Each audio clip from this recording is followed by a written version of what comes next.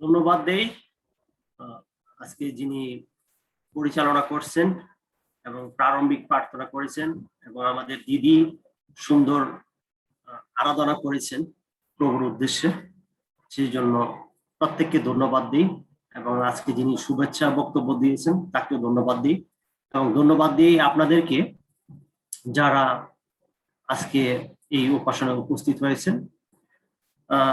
আপনারা জানেন যে আমার নাম নহিমিউ চৌধুরী, আমি হাউস চার্চের সাথে আছি এবং আমাদের প্রধান পালক জেমস জি রয় একেবারে নিয়মিতভাবেই এভরিডেতে থাকেন, তো এবং আমাদের অনেক পালকগণ থাকেন। তো আমি মাঝে মাঝে থাকি যখন একটু সময় পাই।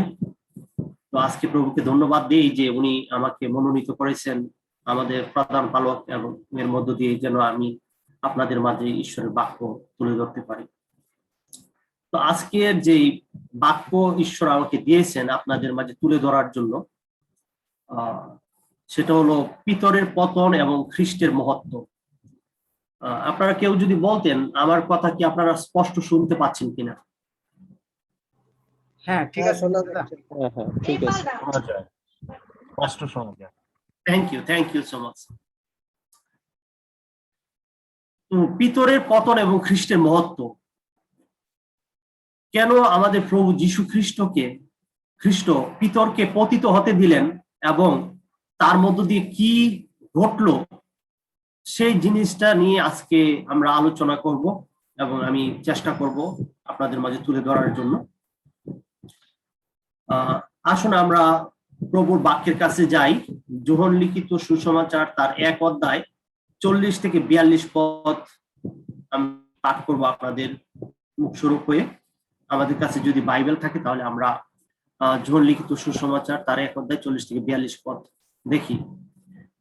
যোহনের কথা শুনিয়া যে দুইজন যিশুর পশ্চাৎ গমন করিয়াছিলেন তাহাদের মধ্যে একজন শিমুন পিতরের ভ্রাতা আন্দ্রিয়।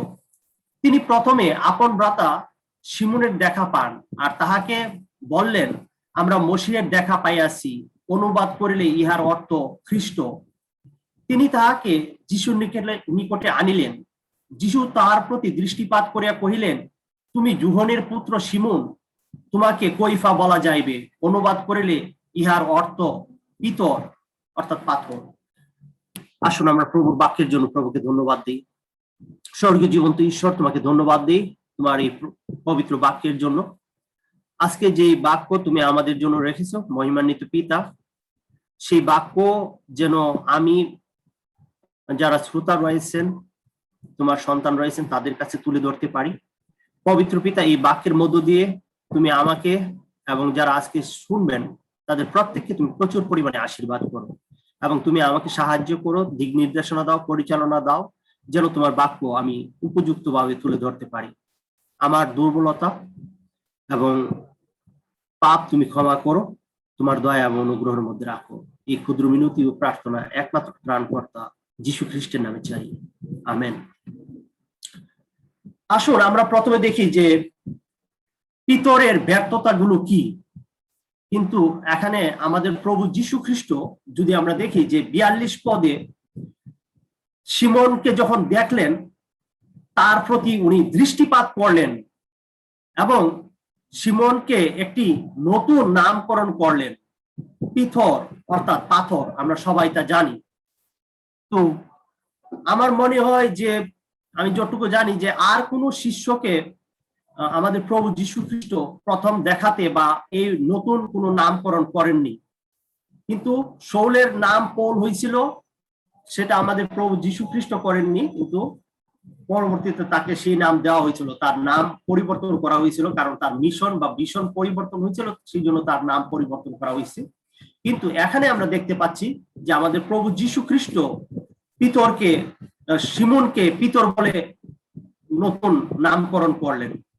তো এই জন্য নামকরণ তৎকালীন সময়ে এবং বর্তমান সময়ে একটা খুবই গুরুত্বপূর্ণ বিষয়, কারণ নাম আমাদের পরিচয় এবং নাম আমাদের অনেক সময় আমরা কি করতে যাচ্ছি সেটা বহন করে। তো পিতরের জন্য আমাদের প্রভু যীশু খ্রিস্টের যে পরিকল্পনা ছিল এবং যে চিন্তা ছিল এবং ইচ্ছা ছিল সেটা তার নামের মধ্যে উনি রেখে দিয়েছিলেন। কিন্তু আমরা যদি দেখি যে সেই পিতর সেই নামের প্রতি কতটা সুবিচার করতে পেরেছিল, আমরা আজকে সেটা দেখব। এবং একই সাথে আমরা দেখব যে আমাদের প্রভু যীশু খ্রিস্টের মহত্ব। আমরা যদি দেখি যে পিতরের প্রথম না, মানে আমি এখানে যেটা করছি যে 1 নাম্বার যে ব্যর্থতা বা পিতরের প্রথম পতন আমি যেটা বলতেছি আজকের দিনের জন্য, সেটা হলো যে মতিলিখিত সুসমাচার 14 অধ্যায় 30 থেকে 31 পদে আমরা পাই। সেখানে আমরা দেখতে পাই যে প্রভু যীশু খ্রিস্ট যখন জলের উপর দিয়ে হেঁটে যাচ্ছিলেন, তখন পিতর প্রভুকে অনুরোধ করেছিলেন যে তিনিও যেন জলের উপর দিয়ে হাঁটতে পারেন। কিন্তু পরে দেখা গেল কি, বাতাস দেখিয়া তিনি ভয় পাইলেন, 30 পদে আছে, এবং ডুবিয়া যাইতে যাইতে উচ্চ স্বরে ডাকিয়া কহিলেন, হে প্রভু, আমায় রক্ষা করুন। তখন যীশু হাত বাড়ায় তাহাকে ধরিলেন আর তাহাকে কহিলেন, হে অল্প বিশ্বাসী, কেন সন্দেহ করিলেন? তাহলে আমরা দেখতে পাচ্ছি যে এখানে পিতর প্রথমে ব্যর্থ হলেন। পিতরের 1 নাম্বার ব্যর্থতা যে উনি জলের উপর দিয়ে হেঁটে যাচ্ছিলেন, কিন্তু ভয়ে এবং সন্দেহে উনি ডুবে যাচ্ছিলেন। কিন্তু তারপরও আমাদের প্রভু যীশু খ্রিস্ট কিন্তু পিতরকে ত্যাগ করেননি, বরং পিতর যখন প্রভু যীশু খ্রিস্টের কাছে প্রার্থনা করলেন, চিৎকার করলেন, তখন আমাদের প্রভু যীশু খ্রিস্ট সাথে সাথে তার দয়ার হাত, তার সাহায্যের হাত বাড়িয়ে দিলেন। তাহলে এখানে আমরা পিতরের ব্যর্থতা এবং আমাদের প্রভু যীশু খ্রিস্টের প্রথম মহত্ব দেখতে পাচ্ছি। তারপর আমরা যদি দেখি যে পিতরের দ্বিতীয় ব্যর্থতা, যোহন লিখিত সুসমাচার তার 21 অধ্যায় 3 পদ, সেখানে আমরা দেখতে পাই যে পিতর এবং তার সঙ্গীরা সারা রাত ধরে মাছ ধরার চেষ্টা করলেন, কিন্তু তারা একটি মাছও ধরতে পারলেন না। 21 অধ্যায়, যোহন তার 21 অধ্যায় 3 পদে লেখা আছে, সিমন পিতর তাহাদিগকে বলিলেন, আমি মাছ ধরিতে যাই। তাহারা তাহাকে বলিলেন, আমরাও তোমার সঙ্গে যাই। তাহারা বাহির হইয়া গিয়া নৌকায় উঠিলেন, আর সেই রাত্রিতে কিছু ধরিতে পারিলেন না। তাহলে এখানে দেখতে পাচ্ছি যে পিতর এবং তার সঙ্গীরা সেই রাত্রে সারা রাত্র মাছ ধরার জন্য চেষ্টা করলো, কিন্তু তারা মাছ ধরতে পারলেন না। এখানে আমরা পিতরের দ্বিতীয় ব্যর্থতা দেখতে পাচ্ছি। পিতরের তৃতীয় ব্যর্থতা আবারও সেই মাছ ধরার গল্প, এবং আমরা সবাই জানি যে পিতর এবং তার সঙ্গীরা তারা পেশায় জেলে ছিলেন এবং মাছ ধরা তাদের পেশা ছিল, এবং তারা মাছ ধরাতে অবশ্যই এক্সপার্ট ছিলেন তখন। এবং আমরা জানি যে তৎকালীন সময়ে মাছ প্রচুর পাওয়া যেত, কিন্তু সারা রাত্রতে যে এই প্রফেশনাল জেলেরা মাছ ধরতে পারলো না, এটা একটা বড় ব্যর্থতার বিষয়। তো 3 নাম্বার ব্যর্থতা আবারও আমরা দেখি যে মাছ ধরতে ব্যর্থ হলো, এবং সেটা আমরা দেখতে পাই লূক লিখিত সুসমাচার তার 5 অধ্যায় 5 পদ থেকে, ওইখানে আমরা দেখতে পাই 5 পদ থেকে 10 পদে, সেখানে দেখতে পাই, সিমন উত্তর করিলেন, হে নাথ, আমরা সমস্ত রাত্রি পরিশ্রম করিয়া কিছু মাত্র পাই নাই, কিন্তু আপনার কথায় আমি জাল ফেলিব। তাহারা সেরূপ করিলে মাছের বড় জাল ধরা পড়িল ও তাহাদের জাল ছিঁড়িতে লাগিল।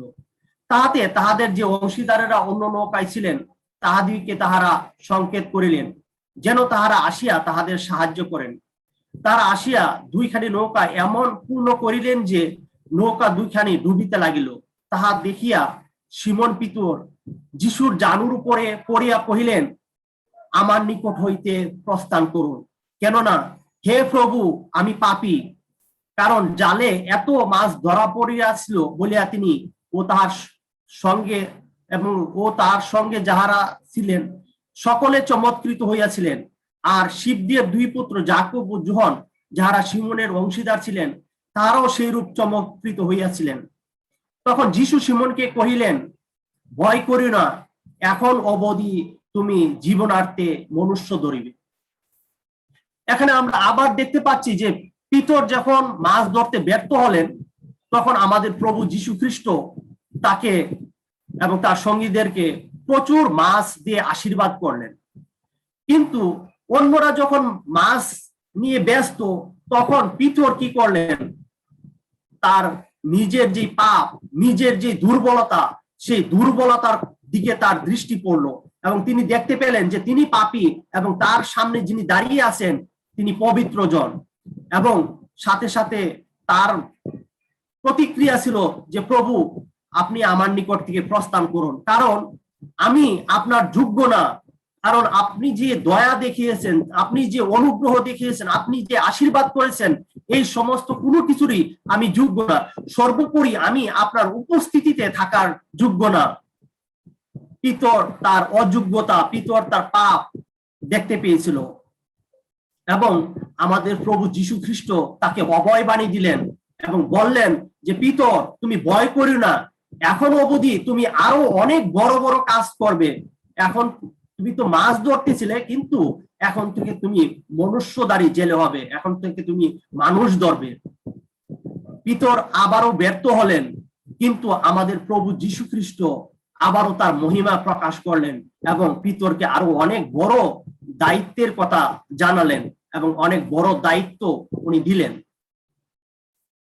তাহলে আমরা আমাদের প্রভু যীশু খ্রিস্টের মহত্ব দেখতে পাচ্ছি।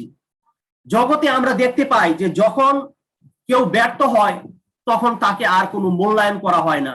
যখন কেউ ব্যর্থ হয় তখন আর তার কোনো দাম থাকে না। যখন কেউ ব্যর্থ হয় তার কোনো যোগ্যতা থাকে না সেই কাজ করার। কিন্তু আমাদের প্রভু যীশু খ্রিস্ট দেখা যাচ্ছে যে পিতর একবার ব্যর্থ হচ্ছেন, কিন্তু প্রতিবারই আমাদের প্রভু যীশু খ্রিস্ট তার হাত বাড়িয়ে দিচ্ছেন। আসুন আমরা দেখি পিতর এবং তার সঙ্গীরা আবারও ব্যর্থ হয়েছিলেন এবং সেই ব্যর্থতার কাহিনী আমরা দেখতে পাই যে একটি ছেলেকে আনা হয়েছিল, তার পিতা এনেছিলেন পিতর এবং তার সঙ্গীদের কাছে, কিন্তু তারা সেই ভূত তাড়াতে পারেনি। মথিলিখিত সুসমাচার তার 17 অধ্যায় 14 থেকে 16 পদে আপনারা সেই ঘটনাটি দেখতে পাবেন। সেখানে লেখা আছে, পরে তাহারা লোকসমূহের নিকটে আসিলে এক ব্যক্তি তাহার কাছে আসিয়া জানো পাতিয়া কহিল, প্রভু আমার পুত্রের প্রতি দয়া করুন, কেননা সে মৃগী রোগগ্রস্ত এবং অত্যন্ত ক্লেশ পাইতেছে, কারণ সে বারবার আগুনে ও বারবার জলে পড়িয়া থাকে। আর আমি আপনার শিষ্যদের নিকটে তাহাকে আনিয়াছিলাম, কিন্তু তাহারা তাহাকে সুস্থ করিতে পারিলেন না। তাহলে আমরা এখানেও আবারও দেখতে পাচ্ছি যে পিতর এবং তার শিষ্যেরা সে ভূত তাড়াতে পারেনি, কিন্তু আমাদের প্রভু যীশু খ্রিস্ট তখনও তার সাহায্যের হাত বাড়িয়ে দিলেন। যদিও তিনি তাদেরকে একটু গালমন্দ করেছিলেন, তাদেরকে অবিশ্বাসী বলে আখ্যায়িত করেছিলেন, কিন্তু আমাদের প্রভু যীশু খ্রিস্ট সেই ছেলেটিকে সুস্থ করলেন এবং শিষ্যদের পাশে থাকলেন এবং শিষ্যদেরকে অভয় বাণী দিলেন। আর এখানে আবার আমরা দেখতে পেলাম যে পিতর এবং তার সঙ্গীরা যদিও ব্যর্থ হয়েছিলেন, কিন্তু আমাদের প্রভু যীশু খ্রিস্ট তাদেরকে ছেড়ে যাননি বা তাদেরকে ত্যাগ করেননি, তাদের প্রতি হতাশ হননি, তাদের প্রতি নিরাশ হননি, বলেননি যে তোমাদের মতো এই রকম শিষ্যদেরকে দিয়ে কোনো কাজ হবে না। বলেননি পিতরকে যে পিতর তোমাকে শুধুমাত্রই তোমার নাম সিমন থেকে আমি পিতর দিয়েছি এবং যেই রকম আশা করেছিলাম সেই রকম সার্ভিস বা সেই রকম সেবা, সেই রকম পরিচর্যা, সেই রকম আস্থাভাজন তুমি হতে পারতেছো না, তুমি বারবার শুধু ব্যর্থ হচ্ছ। আমি তোমাকে সাহায্য করতেছি কিন্তু তুমি বারবার ব্যর্থ হচ্ছ। আমাদের প্রভু যীশু খ্রিস্ট এইরকম কোনো কথা পিতরকে বলেননি। পিতরের আরেকটি ব্যর্থতা, পঞ্চম ব্যর্থতা আমরা যদি দেখি, সেটা আপনারা পাবেন যে আমাদের প্রভু যীশু খ্রিস্ট যখন গেতসেমানি বাগানে ছিলেন এবং উনি যখন প্রার্থনারত ছিলেন এবং ওনার গা থেকে যখন ঘাম ঝরতেছিল এবং রক্তের ফুটার মতো করে করে সেই ঘাম পড়তেছিল, সেই সময় আমাদের প্রভু যীশু খ্রিস্ট পিতর এবং শিবদের দুই পুত্রকে সঙ্গে লইয়া গেলেন আর দুঃখার্ত বেকুল হইতে লাগিলেন। তখন তিনি তাহাদিকে কহিলেন, আমার প্রাণ মরণ পর্যন্ত দুঃখার্ত হয়েছে, তোমরা এখানে থাকো, আমার সঙ্গে জাগিয়া থাকো। পরে তিনি কিঞ্চিত অগ্রে গিয়া উপুর হইয়া পড়িয়া প্রার্থনা করিয়া কহিলেন, হে আমার পিতা, যদি হইতে পারে তবে এই পান পাত্র আমার নিকট হইতে দূরে যাও, তথাপি আমার ইচ্ছা মতো না হোক, তোমার ইচ্ছা মতো হোক। পরে তিনি সেই শিষ্যদের নিকটে আসিয়া দেখিলেন তাহারা ঘুমাইয়া পড়িয়াছেন। আর তিনি পিতরকে কহিলেন, এ কি, 1 ঘন্টাও কি আমার সঙ্গে জাগিয়া থাকিতে তোমাদের শক্তি হইল না? জাগিয়া থাকো ও প্রার্থনা করো, যেন পরীক্ষায় না করো। আত্মা ইচ্ছুক বটে, কিন্তু মাংস দুর্বল। পুনরায় তিনি দ্বিতীয়বার গিয়া এই প্রার্থনা করিলেন, হে আমার পিতা, আমি পান না করিলে যদি ইহা দূরে যাইতে না পারে, তবে তোমার ইচ্ছা সিদ্ধ হোক। পরে তিনি আবার আসিয়া দেখিলেন তাহারা ঘুমাইয়া পড়িয়াছেন, কেননা তাহাদের চক্ষু বাড়ি হইয়া পড়িয়াছিল। তাহলে আমরা দেখতে পাচ্ছি যে এখানে পিতর এবং তার সঙ্গীরা বারবার দুইবার আমাদের প্রভু যীশু খ্রিস্ট তার মন তার প্রাণ দুঃখে ভারাক্রান্ত হয়েছিল এবং এমন হয়েছিল যেন তার প্রাণ বেরিয়ে পড়বে। এইরকম অবস্থায় তার শিষ্যরা এবং বিশেষ করে পিতর, যাকে পাথর উনি আখ্যায়িত করেছিলেন, সেই পিতরও কিন্তু জেগে থাকতে পারলেন না, ওনারা ঘুমিয়ে পড়লেন। উনি বলতে পারতেন যে তোমাদের আমি কিরকম শিষ্য আমি নির্বাচিত করলাম, আমার এই দুঃখের সময়, আমার এই বিপদের সময়ে, যখন আমার এই কঠিন সময় আমি পার করতেছি পৃথিবীতে, সেই সময়ে তোমরা আমার সঙ্গে জাগিয়া না থাকিয়া বরং ঘুমায় পড়তেছ।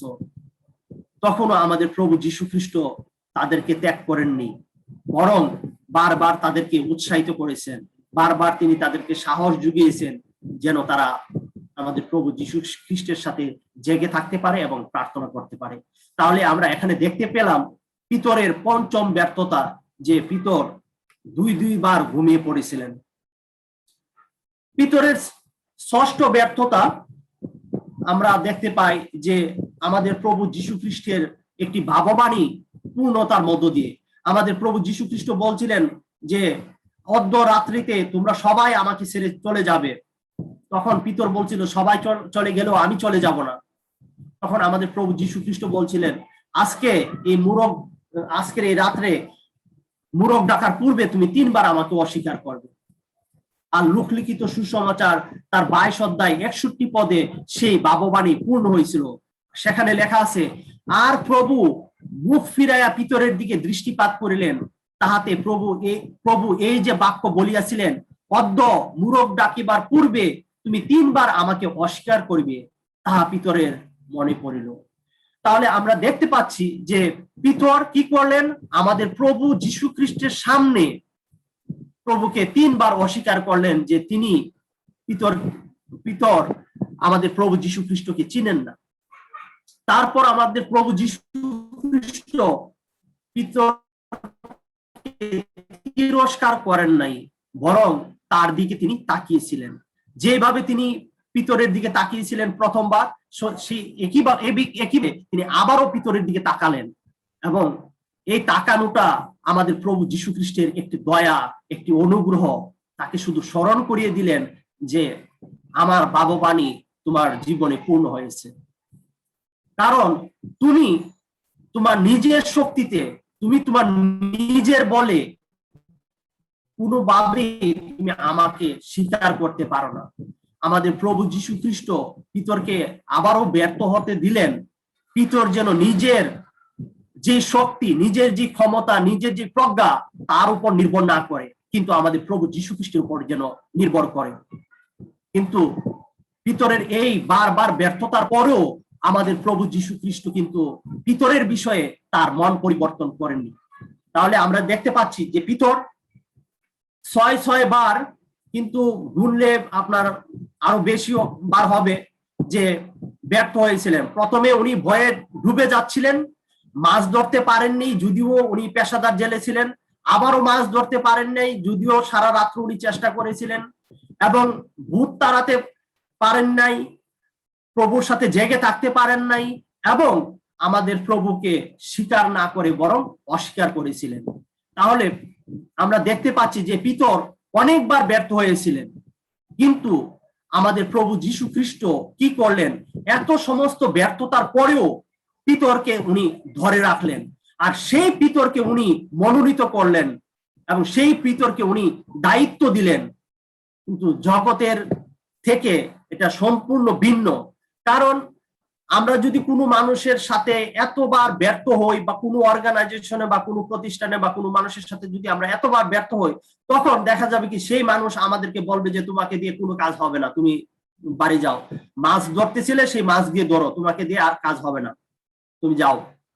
কিন্তু আমাদের প্রভু যীশু খ্রিস্ট পিতরকে ত্যাগ করেননি, কিন্তু তিনি পিতরকে ধরে রেখেছিলেন, এবং তিনি পিতরের কাছে সেই প্রতিজ্ঞা করেছিলেন, আমাদের প্রভু যীশু খ্রিস্ট একটা বিশাল প্রতিজ্ঞা, যে এত ব্যর্থতার পর বাকি শিষ্যেরা বলতে পারতো যে পিতর তো এতবার ব্যর্থ হলো, আপনাকে অস্বীকার করছে, আপনি কিভাবে এই পিতরকে সেই দায়িত্ব দিতে পারেন, সেই প্রতিজ্ঞা করতে পারেন? এবং আমরা দেখি প্রিয় ভাই এবং বোনেরা, আমাদের প্রভু যীশু খ্রিস্ট পিতরকে আরেকটি মূল্যবান প্রতিজ্ঞা করেছিলেন। সেই মূল্যবান প্রতিজ্ঞাটা আমরা দেখতে পাচ্ছি মতি তার 16 অধ্যায় 18 থেকে 19 পদে। সেখানে লেখা আছে, আর আমি তোমাকে কহিতেছি, তুমি পিতর, আর এই পাথরের উপরে আমি আপন মণ্ডলী গাঁথিব, আর পাতালের পুরুদ্বার সকল তাহার বিপক্ষে প্রবল হইবে না। আমি তোমাকে স্বর্গরাজ্যের চাবিগুলো দিব, আর তুমি পৃথিবীতে যাহা কিছু বদ্ধ করিবে তাহা স্বর্গে বদ্ধ হইবে, এবং পৃথিবীতে যাহা কিছু মুক্ত করিবে তাহা স্বর্গে মুক্ত হইবে। এত সব ব্যর্থতার পরেও আমাদের প্রভু যীশু খ্রিস্ট সেই পিতরকেই বেছে নিলেন যে তার উপরে উনি ওনার মণ্ডলী স্থাপন করবেন। আমাদের প্রভু যীশু খ্রিস্ট পিতরের যে পতন বা পিতরের যে ব্যর্থতা, সেগুলোর দিকে মনোযোগ দেননি, দৃষ্টি দেননি, বরং তিনি জানতেন যে এই পিতরই একদিন তার রাজ্য ও ধার্মিকতা কাজের জন্য মৃত্যুবরণ করবেন এবং তার রাজ্য ধার্মিকতার জন্য অত্যাচারিত হবেন, নিপীড়িত হবেন। আমাদের প্রভু যীশু খ্রিস্ট এর মধ্য দিয়ে উনি দেখালেন যে উনি from the beginning to the end, তিনি শেষ থেকে শুরু পর্যন্ত সবকিছুই জানেন। পিতর জানতেন না যে আগামীতে তার মধ্য দিয়ে কি কাজ হবে, তিনি কি আবারও ব্যর্থ হবেন কিনা, কিন্তু আমাদের প্রভু যীশু খ্রিস্ট জানতেন যে পিতরকে যখন উনি শক্তি প্রদান করবেন তখন পিতর আর ব্যর্থ হবে না। পিতর নিজে নিজে হয়তো ব্যর্থ হবে, কিন্তু আমাদের প্রভু যীশু খ্রিস্ট যখন তাকে ধরে রাখবেন তখন সে আর ডুবে যাবে না। আমাদের প্রভু যীশু খ্রিস্ট যখন তাকে সাহায্য করবেন তখন সে আর প্রভু যীশু খ্রিস্টকে অস্বীকার করবে না, বরং হাজার হাজার মানুষের সামনে আমাদের প্রভু যীশু খ্রিস্টকে স্মরণ করবেন। আর সেই জন্যই আমাদের প্রভু যীশু খ্রিস্ট তাকে দায়িত্ব দিলেন তার সেই মেষপালের সেবা করার জন্য। এবং সেই দায়িত্বের কথা আমরা দেখতে পাই যোহন লিখিত সুসমাচার তার 21 অধ্যায় 15 থেকে 17 পদে। সেখানে আমাদের প্রভু যীশু খ্রিস্ট পিতরকে মনে করিয়ে দেননি যে পিতর তুমি তো আর ব্যর্থ হবে না, যে পিতর তুমি তো আবার আমাকে অস্বীকার করবে না, পিতর তুমি তো আবার মাছ ধরতে চলে যাবে না, পিতর তুমি তো আবার ভূত তাড়াতে ব্যর্থ হবে না। আমাদের প্রভু যীশু খ্রিস্ট পিতরের সমস্ত ব্যর্থতাগুলো মানে লিস্ট ডাউন করে পিতরকে আবার স্মরণ করিয়ে দেন যে এই কাজগুলো তুমি তো আর করবে না। তার কাছ থেকে কোনো অঙ্গীকারনামা নেয়নি, তার কাছ থেকে কোনো স্ট্যাম্পের সিগনেচার নেয়নি, বরং আমাদের প্রভু যীশু খ্রিস্ট পিতরকে খুব সুন্দরভাবে একই প্রশ্ন 3 বার করেছিলেন। এবং সেই প্রশ্নগুলো ছিল এরকম, আমরা যদি পড়ি ঈশ্বরের বাক্য থেকে, তাহারা আহার করিলে পর যীশু সিমন পিতরকে কহিলেন, হে যোহনের পুত্র সিমন, ইহাদের অপেক্ষা তুমি কি আমাকে অধিক প্রেম করো? তিনি কহিলেন, হ্যাঁ প্রভু, আপনি জানেন আমি আপনাকে ভালোবাসি। আর আমাদের প্রভু যীশু খ্রিস্ট পিতরকে দায়িত্ব দিলেন, তিনি তাহাকে কহিলেন, আমার মেষগণকে চড়াও। পরে তিনি দ্বিতীয়বার তাহাকে কহিলেন, হে যোহনের পুত্র সিমন, তুমি কি আমাকে প্রেম করো? তিনি কহিলেন, হ্যাঁ প্রভু, আপনি জানেন আমি আপনাকে ভালোবাসি। তিনি তাহাকে কহিলেন, আমার মেষগণকে পালন করো। তিনি আবারও পিতরকে একই দায়িত্ব অর্পণ করলেন। তিনি তৃতীয়বার তাহাকে কহিলেন, হে যোহনের পুত্র সিমন, তুমি কি আমাকে ভালোবাসো? পিতর দুঃখিত হইলেন যে তিনি তৃতীয়বার তাহাকে বলিলেন, তুমি কি আমাকে ভালোবাসো? আর তিনি তাহাকে কহিলেন, প্রভু, আপনি সকলেই জানেন, আপনি জ্ঞাত আছেন যে আমি আপনাকে ভালোবাসি। যীশু তাহাকে আবারও দায়িত্ব দিলেন এবং তাহাকে কহিলেন, আমার মেষগণকে চড়াও। প্রিয় ভাই এবং বোনেরা, আমরা দেখতে পাই যে এখানে মানুষ এবং ঈশ্বর 17 পদে একই প্রশ্ন যখন পিতরকে 3 বার জিজ্ঞাসা করা হলো, পিতর দুঃখিত হইলেন। কিন্তু পিতর যখন এত বার ব্যর্থ হইলেন, তখন আমাদের প্রভু যীশু খ্রিস্ট কিন্তু পিতরের ব্যাপারে হতাশা ব্যক্ত করেননি, দুঃখ ব্যক্ত করেননি, বিরক্ত হননি, বরং বারবার পিতরকে তিনি সাহায্য করলেন এবং বারবার তারপরও পিতরকে তিনি দায়িত্ব দিলেন, তারপরও তিনি পিতরের কাছে প্রতিজ্ঞা করলেন যে স্বর্গের চাবিগুলো দেবেন এবং তার উপর সেই মণ্ডলী উনি গাঁথবেন বা স্থাপন করবেন। এখান থেকে আবারও প্রমাণিত হয় যে আমাদের প্রভু যীশু খ্রিস্ট সত্যি উনি ঈশ্বরের পুত্র এবং উনি ঈশ্বর। কোন মানুষের পক্ষে এইরকম ধৈর্য ধারণ করা, কোন মানুষের পক্ষে এইরকম বিচক্ষণ আচরণ করা সম্ভব না।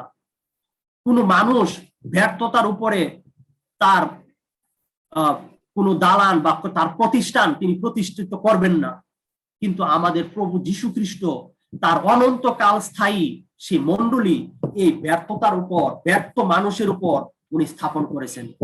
কারণ তিনি জানেন এই ব্যর্থ মানুষ নয়, বরং উনি যখন পিতরকে ধরে রাখবেন সেই পিতর আর পতিত হবে না। উনি যখন পিতরকে ধরে রাখবেন সেই পিতর আর নড়বে না। সেই পিতর সেই পাথরের মতোই শক্তভাবে, দৃঢ়ভাবে আমাদের প্রভু যীশু খ্রিস্টের জন্য দাঁড়িয়ে থাকবেন। তাহলে আমরা দেখতে পাচ্ছি যে পিতর ব্যর্থ হয়েছিলেন, কিন্তু আমাদের প্রভু যীশু খ্রিস্ট পিতরকে ধরে রাখতে একবারও ব্যর্থ হননি। আর সারা রাত মাছ ধরতে ব্যর্থ হওয়ার পর যখন জালে অনেক মাছ ধরা পড়লো, তখন পিতরের একটি প্রতিক্রিয়া ছিল। এই প্রতিক্রিয়াটি খুব সুন্দর একটি প্রতিক্রিয়া। প্রভু, আমার নিকট হইতে প্রস্থান করুন, কেননা আমি পাপী। এই ব্যর্থতার পর যখন সফলতা আসলো, এতগুলো মাছ পাওয়া গেল, এতগুলো মাছ জালে ধরা পড়লো, তখন কিন্তু পিতর সেই মাছ নিয়ে ব্যস্ত হয়ে পড়লো না, বরং পিতর তার আত্মিক অবস্থা দেখতে পেলেন এবং প্রভু যীশু খ্রিস্টের মহিমা তিনি দেখতে পেলেন, এবং এই জন্য এইভাবে তিনি তার প্রতিক্রিয়া ব্যক্ত করলেন। আসুন আমরা পবিত্র বাক্য থেকে দেখি ঈশ্বর ভক্তগণ যখন ঈশ্বরের যখন প্রচুর দয়া এবং অনুগ্রহ পায়, তখন তারা কিভাবে তাদের প্রতিক্রিয়া ব্যক্ত করেন। যেমন আমরা যদি পুরাতন নিয়ম দেখি, তাহলে রাজা দাউদ কিভাবে প্রতিক্রিয়া ব্যক্ত করেছিলেন। যখন ভাববাদী নাতান তাকে প্রচুর আশীর্বাদের কথা বলেছিলেন, তখন রাজা দাউদ 2 শমূয়েল 7:18 পদে বলেছিলেন, আর কহিলেন, হে প্রভু, সদাপ্রভু, আমি কে, আমার কুলি বা কি যে তুমি আমাকে এই পর্যন্ত আনিয়াছো। এখানে আমরা রাজা দাউদের নম্রতা এবং তিনি যে নিজেকে তুচ্ছ মনে করেন এবং তিনি যে নিজেকে নত করেছেন, নম্র করেছেন প্রভুর সামনে, সেটাই দেখতে পাচ্ছি। এবং তিনি যে প্রভুর কাছে কৃতজ্ঞ, সেটাই আমরা দেখতে পাচ্ছি। রাজা দাউদ এইভাবে প্রভুর কাছে তার কৃতজ্ঞতা প্রকাশ করেছিলেন। তারপর আমরা যদি যাকূবের প্রতিক্রিয়া দেখি, আদি পুস্তক তার 32:10 পদ, তুমি এই দাসের প্রতি যে সমস্ত দয়া ও যে সমস্ত সত্যাচরণ করিয়াছ, আমি তাহার যোগ্য নই, কেননা আমি নিজ যষ্টিখানি লইয়া এই জর্দন পার হইয়াছিলাম, এখন 2 দল হইয়াছে। প্রভু তাকে প্রচুর আশীর্বাদ করেছেন, কিন্তু তিনি তার অতীত ভুলে যান নাই, যে তিনি খালি হাতে শূন্য হাতে এই জর্দন নদী পার হইয়াছিলেন, কিন্তু এখন প্রভু তাকে প্রচুর আশীর্বাদ করেছেন। আমরা মুশির প্রতিক্রিয়া দেখি। মুশি ঈশ্বরকে কহিলেন, আদি পুস্তক তার 3:11 পদে, আমি কে যে ফরৌনের নিকটে যাই ও মিশর হইতে ইসরায়েল সন্তানদিগকে বাহির করি। গিদনের প্রতিক্রিয়া আমরা দেখতে পাই বিচার কর্তৃগণ 6:15 পদে। গিদিয়ন তাহাকে কহিলেন, বিনয় করি হে প্রভু, ইসরায়েলকে কিরূপে নিস্তার করিব। দেখুন, মনসীর মধ্যে আমার গোষ্ঠী সর্বাপেক্ষা ক্ষুদ্র এবং আমার পিতৃকুলে আমি কনিষ্ঠ। ইংরেজি ভার্সনে লেখা আছে যে মনসীর মধ্যে আমার গোষ্ঠী সর্বাপেক্ষা দরিদ্র। তিনি গিদিয়ন তার দুর্বলতা এবং তার তুচ্ছতা এবং তিনি যে গরিব, অসহায়, এই সমস্ত বিষয় প্রভুর নিকটে স্বীকার করলেন, ভুলে যাননি। প্রভু যখন তাকে দায়িত্ব দিলেন, তখন তিনি তার দুর্বলতাগুলো প্রভুর সামনে তুলে ধরলেন। আর একটা প্রতিক্রিয়া আমরা দেখি রাজা নবুকদনেসরের প্রতিক্রিয়া। দানিয়েল তার 4:30-31 পদ। রাজা এই কথা কহিলেন, এ কি সেই মহতী বাবিল নয়, যাহা আমি আপন বলের প্রভাবে ও আপন প্রতাপের মহিমার্থে রাজধানী করিবার জন্য নির্মাণ করিয়াছি। রাজার মুখ হইতে এই বাক্য নির্গত হইতে না হইতে এই আকাশবাণী হইল, হে রাজন নবুকদনেচ্ছর, তোমাকে বলা হইতেছে তোমার রাজত্ব তোমার হইতে গেল। এখানে দেখেন একজন অধার্মিক লোক, সে যখন প্রচুর আশীর্বাদ পায় ঈশ্বরের কাছ থেকে, তখন সে কি বলে যে আমি এই সমস্ত কিছু করছি, আমার ক্ষমতা বলে, আমার প্রজ্ঞা বলে। আর এখানে দেখা যাচ্ছে যে প্রভুকে যখন তিনি স্বীকার করলেন না, প্রভুকে যখন উনি ধন্যবাদ দিলেন না, প্রভুকে যখন উনি মহিমান্বিত করলেন না, তখন প্রভু কি করলেন, তার এই বাণী মুখ থেকে বের হওয়ার সাথে সাথে তার কাছ থেকে তার রাজত্ব কেড়ে নেওয়া হলো। এরপরের ঘটনা আপনারা জানেন যে যতদিন পর্যন্ত উনি স্বীকার করেন নাই যে প্রভু সমস্ত কিছু প্রদান করেন এবং তার কর্তৃত্ব সমস্ত মানুষের উপর, যতদিন পর্যন্ত উনি প্রভুকে ক্রেডিট না দেন এবং তার কর্তৃত্ব স্বীকার না করেন, সেই 7 বৎসর পর্যন্ত উনি সেই বন জঙ্গলে গরুর মতো সেই মহিষের মতো ঘাস খেয়েছিলেন। প্রভু এইভাবে তাকে নত নম্র করেছিলেন। আমরা দেখি রাজা হেরোদের প্রতিক্রিয়া, প্রেরিত তার 12 অধ্যায় 21 থেকে 23 পদ। তখন এক নিরূপিত দিবসে হেরোদ রাজবস্ত্র পরিধান পূর্বক সিংহাসনে বসিয়া তাহাদের কাছে বক্তৃতা করেন। তখন লোকসমূহ উচ্চস্বরে বলিতে লাগিল, এ দেবতার রব, মানুষের নয়। আর প্রভুর এক দূত তখনই তাহাকে আঘাত করিলেন, কেননা তিনি ঈশ্বরকে গৌরব প্রদান করিলেন না, আর তিনি কীট বক্তৃত হইয়া প্রাণ ত্যাগ করিলেন।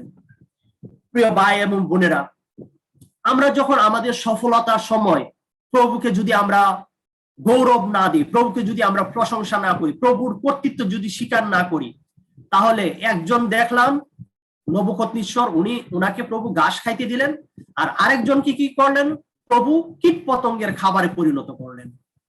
এই হলো যারা প্রভুর সন্তান নয় তাদের অবস্থা। তারা আশীর্বাদ পেলে, সফলতা পেলে এইভাবে তাদের প্রতিক্রিয়া ব্যক্ত করে, আর প্রভু এইভাবে তাদের গর্বকে খর্ব করেন, তাদেরকে গরুর সাথে ঘাস খেতে দেন এবং পঙ্গপাল তাদেরকে খেয়ে ফেলেন। পিতরের পতনের মধ্য দিয়ে আমাদের প্রভু যীশু খ্রিস্ট যেই কাজটি করেছিলেন সেটি হলো, পিতর তার পতনের মধ্য দিয়ে আমাদের প্রভু যীশু খ্রিস্টের মহত্ব দেখতে পেয়েছেন। পিতর তার পতনের মধ্য দিয়ে আমাদের প্রভু যীশু খ্রিস্টের গৌরব দেখতে পেয়েছেন। পিতর তার পতনের মধ্য দিয়ে আমাদের প্রভু যীশু খ্রিস্টের মহিমা দেখতে পেয়েছেন। এবং আমাদের প্রভু যীশু খ্রিস্ট পিতরের পতনের মধ্য দিয়ে নিজেকে তার কাছে প্রকাশ করেছেন। পিতরের এই ব্যর্থতাগুলোর মধ্য দিয়ে আমাদের প্রভু যীশু খ্রিস্ট পিতরকে নত করলেন, নম্র করলেন এবং পিতরের কাছে তার দুর্বলতাগুলো উনি প্রকাশ করলেন, যেই দুর্বলতাগুলো আগে পিতর দেখতে পাননি। সর্বোপরি এই সমস্ত ব্যর্থতার মধ্য দিয়ে, এই সমস্ত পিতরের পতনের মধ্য দিয়ে আমাদের প্রভু যীশু খ্রিস্ট পিতরকে তার কাজের জন্য প্রস্তুত করেছেন।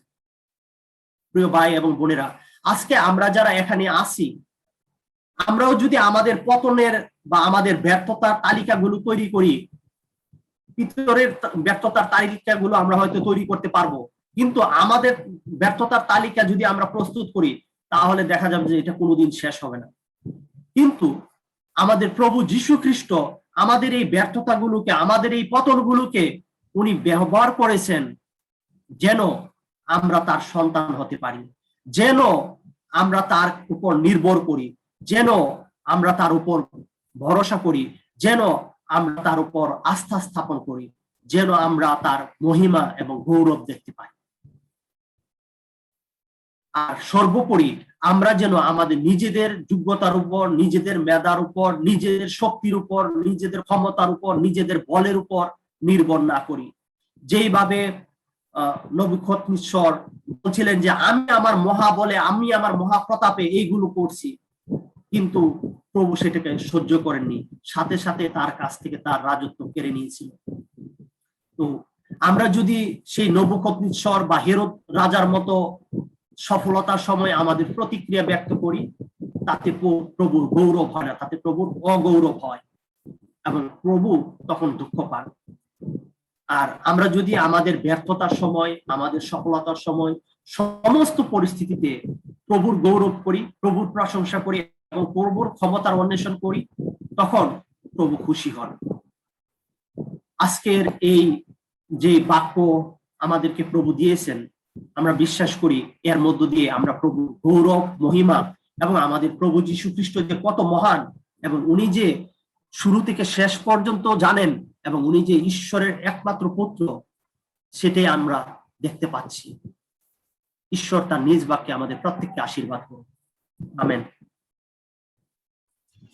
আমি ধন্যবাদ দেই আমাদের শ্রদ্ধেয় রেভারেন্ড নহিমীয় চৌধুরী দাদাকে এই সুন্দর আজকে যে বাক্যে তিনি আমাদেরকে উদ্দীপ্ত করেছেন, যেন আমরা স্বীকার করি আমাদের ব্যর্থতাগুলো। ধন্যবাদ আরেকটি বার। এই সময় আমি অনুরোধ করছি, আমাদের মাঝে উপস্থিত আছেন পাস্টর জেমস জিপু রয়